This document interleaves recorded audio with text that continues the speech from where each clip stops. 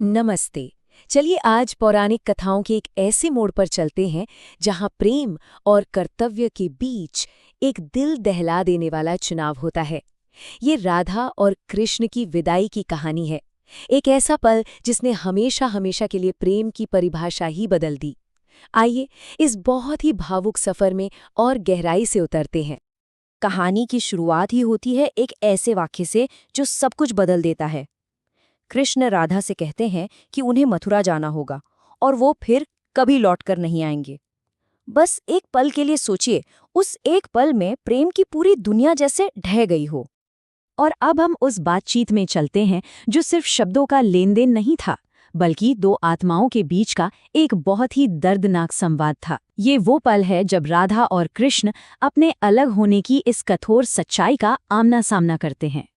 राधा का पहला सवाल ही उनके दिल के सारे दर्द को सामने रख देता है। उनके लिए कृष्ण का जाना सिर्फ एक जुदाई नहीं है, ये तो जैसे उनके होने पर, उनके अस्तित्व पर ही एक सीधा हमला है। ये एक सवाल उनके अंदर के पूरे इमोशनल टर्मोइल को दिखा देता है। और फिर वो ये एक बात कहती हैं जिसमें उनकी सारी पीड़ा, सारा दर्द सिमट जाता है। ये सिर्फ कोई ड्रामेटिक लाइन नहीं है, ये उनकी सच्चाई है। उनकी पहचान कृष्ण से इतनी गहराई से जुड़ी है कि उनके बिना वो खुद को राख के ढेर से ज्यादा और कुछ नहीं समझती। तो यहाँ पर ना हमें प्रेम को देखने के दो बिल्कुल अलग नजरिए दिखाई देते हैं। एक तरफ है राधा, जिनके लिए प्रेम का मतलब है साथ होना, फिजिकल प्रेजेंस, और दूसरी तरफ है कृष्ण, जिनके लिए प्रेम एक आध्यात्मिक मिलन है, एक ऐसा अटूट बंधन जिसे कोई दूरी, कोई जगह तोड़ ही नहीं सकती। कहानी अब एक बहुत ही दिलचस्प मोड़ लेती है। राधा, जो पूरी तरह से निराश है, अब कृष्ण पर अपना आखिरी और सबसे ताकतवर अधिकार इस्तेमाल करती हैं।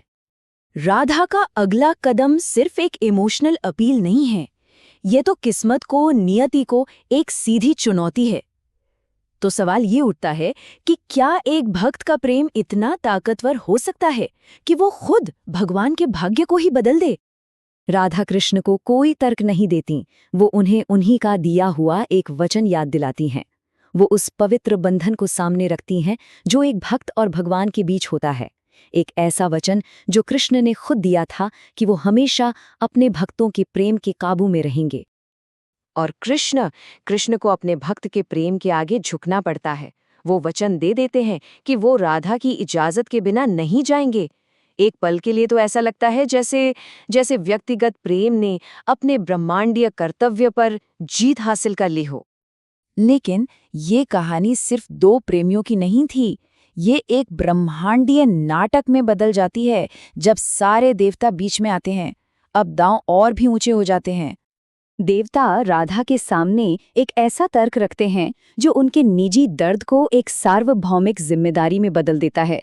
वो उन्हें जगत जननी यानी पूरे ब्रह्मांड की मां कहकर पुकारते हैं और उनसे अपनी ही सारी संतानों की रक्षा करने की प्रार्थना करते हैं जो उस वक्त बहुत बड़े संकट में थीं। अब राधा एक ऐसी दुविधा का सामना कर रही हैं जिसकी हम कल्पना भी नहीं कर सकते। उन्हें अपने निजी प्रेम और पूरी दुनिया के कल्याण के बीच किसी एक को चुनना था। क्या जबरदस्त बोझ होगा। तो कृष्ण को जाने की इजाजत देने से ठीक पहले राधा उनसे दो आखिरी वचन लेती हैं। ये वचन इस बात की पुष्टि करते हैं कि भले ही वो अलग हो रहे हों, उनका शाश्वत और अटूट बंधन हमेशा कायम रहेगा। कृष्ण का ये आखिरी अनुरोध उनके गहरे संबंध का सबूत है। वो जानते हैं कि राधा का एक भी आंसू उनके कर्तव्य के रास्ते में एक ना पार करने वाली बाधा बन सकता है। ये उनके प्रेम की ताकत का प्रमाण है। लेकिन राधा की सहमति के बाद भी कृष्ण के जाने में एक आखिरी बाधा अभी भी बाकी थी, गोकुल के लोगों का सामूहिक प्रेम और उनका गहरा दुख। और फिर वो दृश्य सामने आता है जिसकी कोई कल्पना भी नहीं कर सकता। गोकुल की औरतें अपने प्यारे कृष्ण को खोने के ख्याल से ही पागल होकर उनके रथ के सामने एक इंसानी दीवार बना लेती हैं। एक नाटकीय गतिरोध पैदा हो जाता है। गोपियों का ये आखिरी अल्टीमेटम उनके प्रेम की गहराई को दिखाता है, एक ऐसा प्रेम जो अब हठ में बदल गया था। वो कृष्ण को जाने देने के बजाय अपनी जान देने के लिए तैयार थीं। और इसी नाजुक मोड़ पर कृष्ण एक बहुत गहरी शिक्षा देते हैं। वो गोपियों के इस दुख को प्रेम नहीं बल्कि मोह या अटैचमेंट कहते हैं। वो उन्हें समझाते हैं कि सच्चा प्रेम शारीरिक उपस्थिति पर निर्भर नहीं करता। ये तो आत्माओं का एक ऐसा शाश्वत जुड़ाव है जिसे कोई दूरी कम नहीं कर सकती। और इस तरह ये कहानी हमें एक बहुत गहरे सवाल के साथ छोड़ जाती है। प्रेम का सबसे बड़ा प्रमाण क्या है? किसी को अपने पास रखना या एक बड़े उद्देश्य के लिए उन्हें जाने देना? ये एक ऐसा सवाल है जिसका जवाब शायद हर किसी को अपने भीतर ही खोजना होगा।